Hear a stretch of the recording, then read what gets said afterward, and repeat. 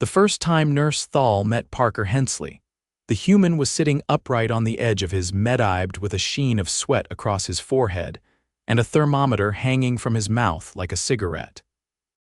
His skin was flushed, his breathing shallow, and his heart rate pattered at a pace that made Thol's secondary eye twitch. By every standard Thol had been trained with at the Central Allied Medical Institute on Duraxis, this human should have been unconscious, possibly hallucinating. Instead, Parker pulled the thermometer out of his mouth, squinted at the numbers, and muttered, 103.6, that feels about right. Thol hovered closer, a pair of long, translucent digits extending to scan the fever chart. You should be in recumbent rest. It is not advisable to remain upright at this thermal state. Parker waved a hand as if brushing off a housefly. Feels worse lying down, honestly. My spine's on fire. You must rest. Dehydration is imminent. Your internal fluids are already drank 2 liters of water. Got more in the locker. Thol hesitated. The protocol was clear. A human displaying these symptoms was to be confined to quarters or medical bay for no fewer than 72 hours. And yet, here this one was, casually holding a mug of something steaming and somehow still managing to smile. You are Parker Hensley, engineer Deck 6? Yeah, that's me, he said, taking a sip. Who are you? This your first week? Nurse Thol, primary medical attendant for this quadrant of the vessel. Nice to meet you, Nurse Thol. You're doing great. Bit of advice, though, don't try to understand human biology too hard. We're kind of a mess. Thol couldn't argue with that. It had read the briefings, sat through the orientation lectures, watched the simulations of human immune responses. But seeing one live, in the middle of a fever that would send a Vrexel into cardiac arrest, calmly sipping herbal tea, was another matter. Commander Lethrix has instructed me to inform your superiors you are unfit for duty. Parker huffed a laugh. You can tell them whatever you want. I already called in sick, but tomorrow I'll be back. Tomorrow is an insufficient window for recovery. We'll see, he said, standing slowly and steadying himself on the edge of the bed. Body aches will be gone by morning, fever should break tonight. As long as I'm not coughing up anything green, I'm good to go. Thol recorded his vitals again. Elevated temperature, muscle fatigue, disrupted sleep pattern. None of it was mild, and yet somehow Parker had walked himself to medbay instead of requesting transport. I will monitor from here, Thol said, adjusting his temperature regulator and lowering the room temperature by 2 degrees. Thanks, Doc, Parker said and leaned back carefully.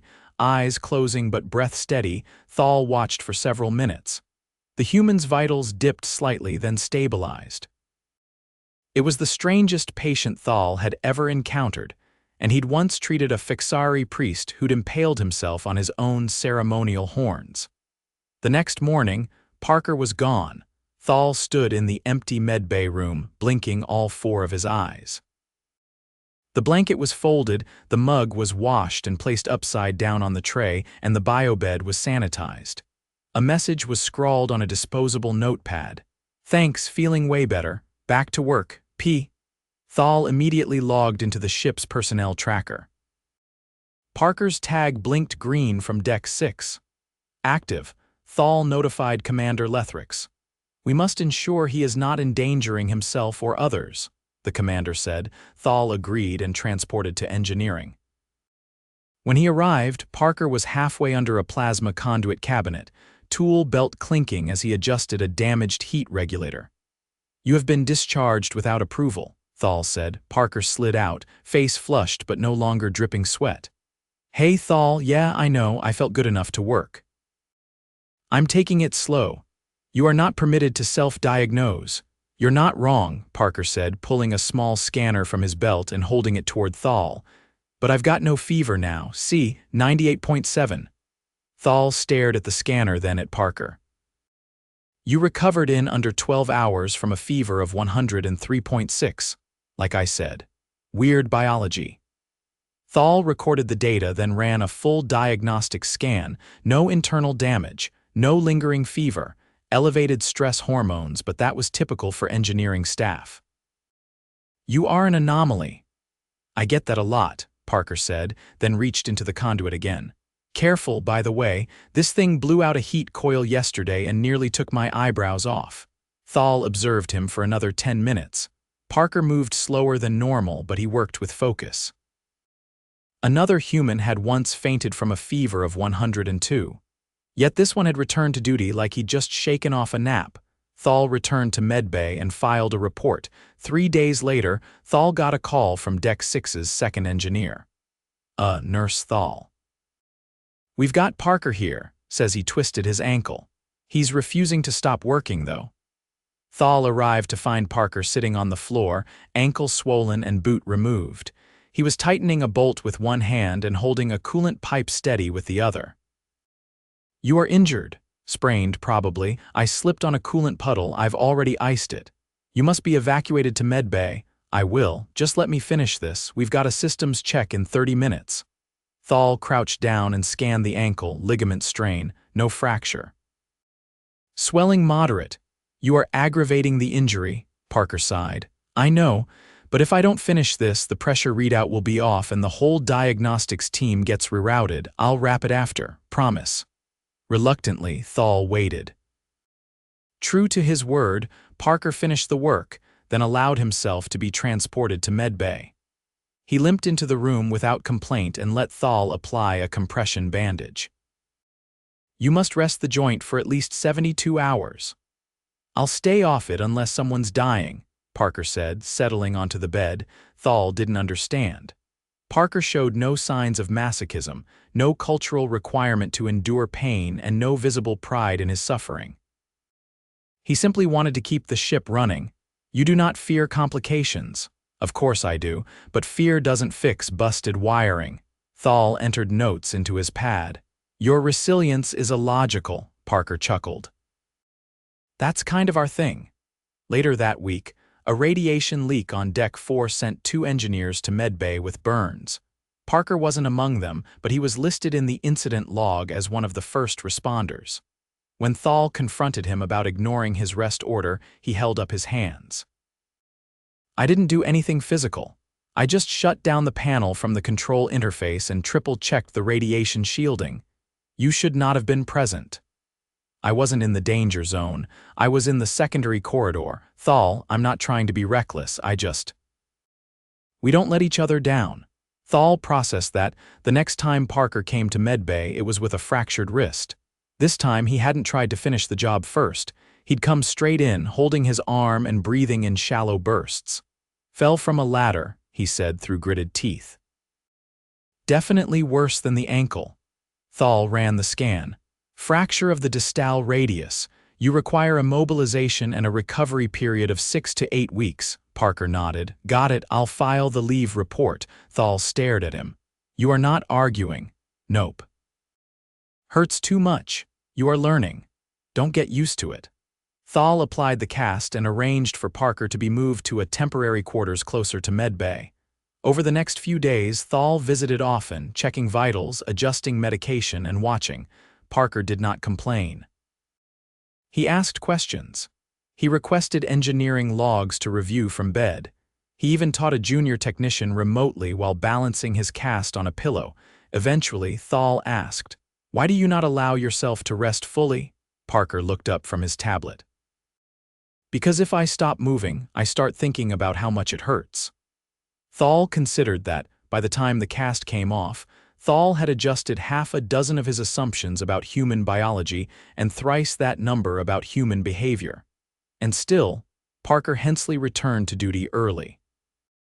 3 days after Parker's wrist cast came off, Nurse Thol was summoned to the ship's waste reclamation unit, an area Thol had no prior reason to enter and, frankly, had never wanted to. The air was thick with metallic tang and ammonia threads, and the temperature was set uncomfortably high for sanitation efficiency. Inside, Thol found Parker lying flat on his back beneath a processing drum, legs stretched out, one boot missing, and a streak of what appeared to be bio-sludge across his left cheek. "You are not authorized for maintenance in this section," Thol said, stepping carefully over a tangle of hoses. "I'm not," Parker agreed. grunting as he tried to shift a bolt with a wrench clearly meant for smaller machinery. But the filtration valve's been sticking for 2 cycles. It's overloading the secondary basin. You are not on environmental systems. No, but the guy who was called off this morning. I was the only one who knew how to override the pressure relay without triggering a full system flush. You arrived here alone, without protective shielding, and placed yourself beneath a live reclamation unit. Well, it's not live anymore. I shut it off before crawling in. Mostly. Thol knelt down, running a scanner over his frame. His pulse was elevated. Not dangerously, but enough to suggest exertion beyond current recovery guidelines. His shirt was damp with sweat, and there was a mild abrasion along his right forearm. You have not fully healed from your previous injury. Tell that to the waste tank that nearly exploded. You are not indispensable. Yeah, Parker said, finally tightening the bolt with an audible click. But sometimes I'm the only one around who's not busy arguing about jurisdiction. Thol stood in silence while Parker crawled out, wiping his hands on a rag that had once been white. He limped slightly, but not from the wrist. This was new. You are favoring your left leg. Probably bruised the knee climbing down the service shaft. The ladder stops 2 meters above the floor. Thol clamped a hand over his translator. You dropped 2 meters. I didn't drop. I slid. You are not trained in environmental descent protocols. Well, you're not trained in ship-wide pressure failures, but here you are. I am a nurse. I am trained in triage and trauma response, which is basically what I do, except with wires and heat exchangers instead of organs. That is not comparable. Parker leaned against the wall, breathing steadily. I wasn't going to let 600 crew members lose water processing because someone labeled the wrong fuse bank. Look, it's fixed now. I'll report to medbay if it swells. You will report immediately. I have to change first. I smell like fermented socks and burnt algae. Thol had to concede that point. The stench was not only offensive, it was beginning to interfere with his olfactory processors. 30 minutes later, Parker arrived in medbay, walking under his own power, hair still damp from a sonic rinse. He wore a fresh uniform, but his left knee was visibly swollen under the fabric. Thol gestured toward the diagnostic chair. I will examine the joint. Do not attempt to guess the injury. I wasn't going to, Parker said, sitting gingerly. I've learned my lesson. You don't argue with a nurse who has 4 eyes and no tolerance for shortcuts. Your sarcasm is not appreciated. No sarcasm, that's genuine survival instinct. Thol scanned the knee. The joint capsule had fluid buildup likely from soft tissue impact. No fracture, no tendon rupture. You require compression and rest. Define rest, Parker said, eyeing Thol cautiously. You will refrain from climbing, running, crawling, or lifting. You may walk short distances if necessary. No ladders, no maintenance shafts. No waste drums. That's fair. You will follow these instructions exactly. As long as there's no catastrophic failure, sure. Your threshold for catastrophe is too permissive. Parker pointed toward the ceiling. This whole ship is a catastrophe in disguise. Thol applied a stabilizing wrap and programmed a localized cooling treatment. You will be reevaluated in 48 hours. Understood. 2 days later, Thol found Parker not in medbay but in the cargo bay, standing with 1 foot on a crate, using a long sensor pole to recalibrate a motion sensor perched 10 meters above the floor. You are violating your rest order. I'm not climbing, Parker said, shaking the pole gently, just poking. Thol blinked all 4 eyes. You are balancing on an unstable crate. Only briefly, the sensors misaligned. It's been triggering false intrusions every time someone walks by with metallic implants. You are not assigned to sensor diagnostics. No, but the security team was going to submit a requisition form and wait 3 days. I figured I'd save everyone the trouble. You are not responsible for saving everyone. Parker looked down. Then why does it keep happening? Thol did not answer. Instead, he stepped forward and took the pole from Parker's hand. You will sit. Parker complied without protest, sliding down the side of the crate and landing with a wince. Thol scanned the knee again. The swelling had reduced, but the tissue still showed signs of stress. You are prolonging your recovery. I'm not trying to, it's just things break. People hesitate, and if I know how to fix it, I can't just stand there. That is not an acceptable rationale. It is for me. Thol stared at him. You confound protocol. I know, I'm sorry. But you'd hate it more if I just watched the ship fall apart because it wasn't my official job. Thol returned the scanner to its case. You will report to medbay every 12 hours until the tissue is fully stabilized. That's a lot of check-ins. You have forfeited the right to self-monitor. Fair. That evening, Thol entered the medical logs and flagged Parker's file with a code yellow, recurring non-compliance. It wasn't disciplinary, it was observational. Humans, it seemed, had a tendency to redefine boundaries the moment they encountered them. 3 cycles later, Thol was summoned to the mid-hull maintenance corridor.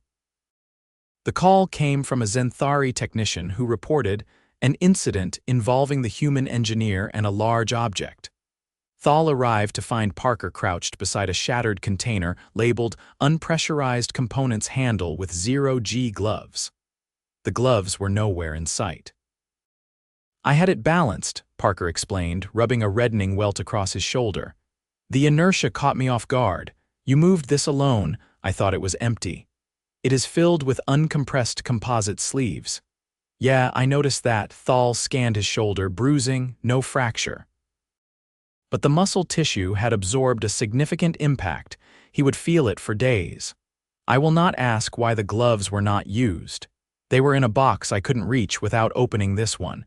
You are a sequence of poor decisions disguised as a maintenance request.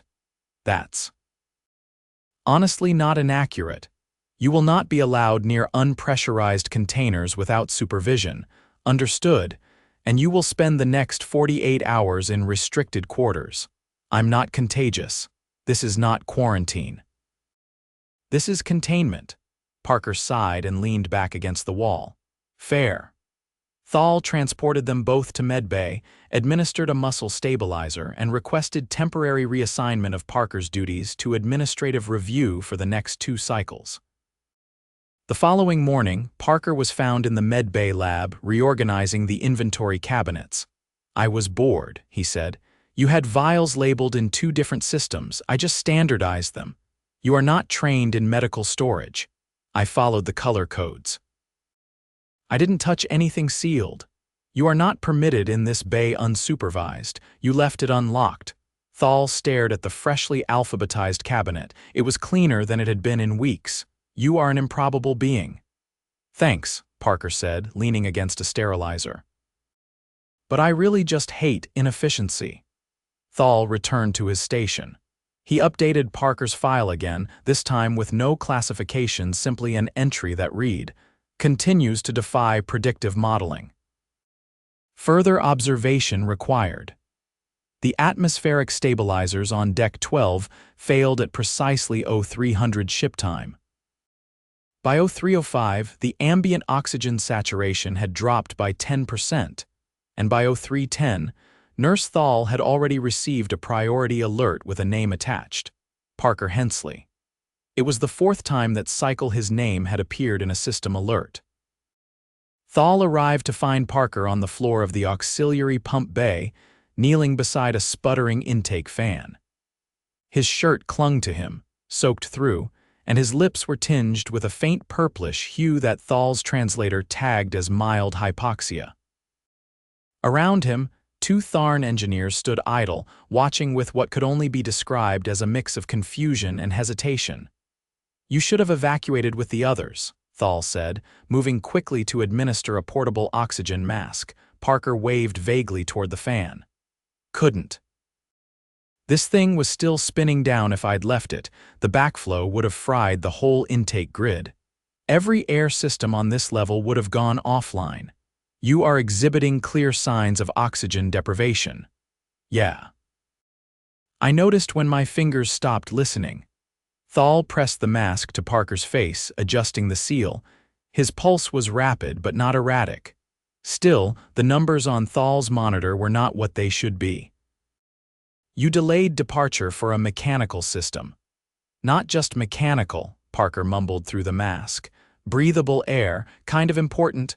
One of the Tharn engineers finally stepped forward. He refused to leave.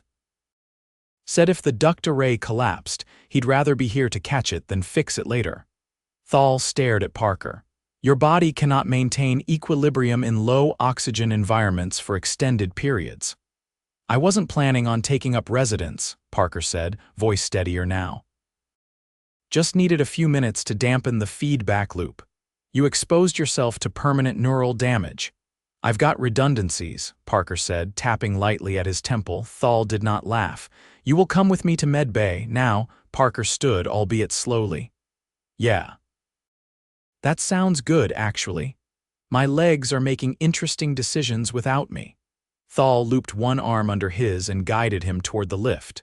The Tharn engineers parted in silence, watching as Parker left with a grin that Thol could not categorize. Back in Med Bay, Thol settled Parker into a recovery chamber and began hyperoxygenation therapy. His vitals began to normalize after 18 minutes, but his coordination was still uneven when he reached for the water tube. Stop. Your motor control is compromised. Only slightly, Parker said, missing the tube entirely. Okay, maybe a bit more than slightly.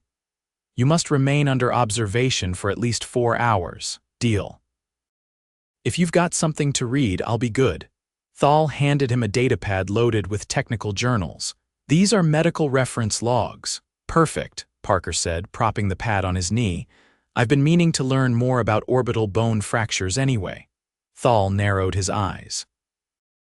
Why? In case I ever fall face first into a loading bay vent. That is not a likely scenario. Neither is surviving a 60-second oxygen dip, but here we are.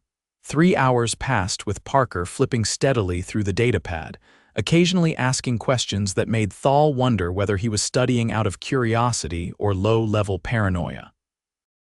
At the 4-hour mark, Thol rescanned his lungs. No fluid buildup, no vascular strain. Recovery had taken hold. You are fortunate, Thol said, returning the scanner to its dock. Another 5 minutes and you would have lost consciousness. I know. I could feel my brain starting to misfile my memories. At one point I thought I was on a beach. You have never visited a beach since leaving Earth. Exactly. That's when I knew I was in trouble. Thol turned to file the report. You are discharged, but you are not to enter any unventilated compartments for the next rotation. Understood. As Parker slipped off the medbed and began gathering his boots, Thol added, You are required to attend the resilience audit next cycle. Parker paused. That's the one where they talk to you about your choices, right? It is a psychological evaluation to assess risk tolerance and impulse control among high-frequency responders. Right, a lecture with paperwork. It is mandatory. I'll go, just... Maybe don't tell them about the beach thing. Thol made no such promise. The next cycle, Parker arrived at the audit 10 minutes late with a bandaged finger. I caught it in a storage latch, he explained to the attending counselor, a pale-skinned Threllan who blinked sideways in irritation. You are bleeding, she said flatly. Not anymore.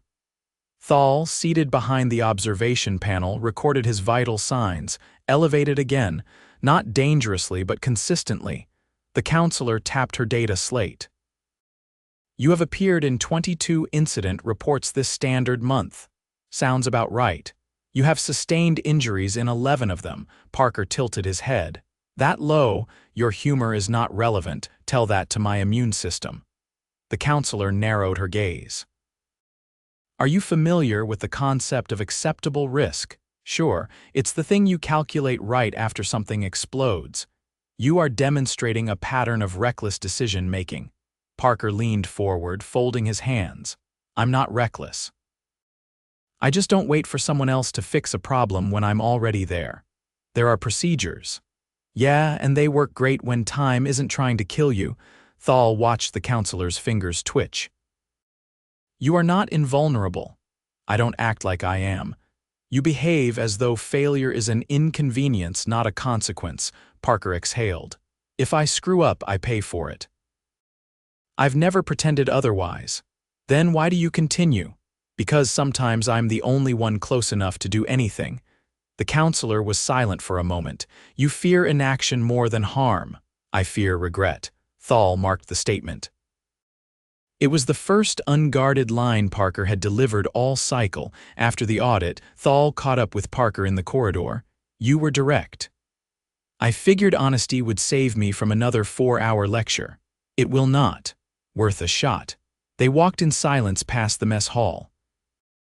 Parker's limp had faded. His bandage was gone. You are not what I expected, Thol said. Let me guess, you thought I'd be more breakable. You heal quickly. But that is not the same as being unbreakable, Parker nodded. I know. But if I wait until I'm perfect to help, I'll never do anything. Thol stopped at the medbay entrance.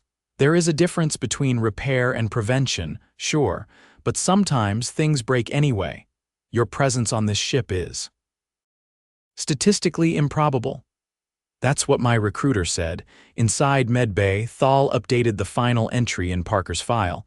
The previous note had marked him for observation. This one marked him as stable status, persistent anomaly, no further action required. Then he closed the file. And for the first time since Parker Hensley entered Thol's medbay with a 90% fever and a cup of lukewarm tea, the nurse did not expect him back the next day.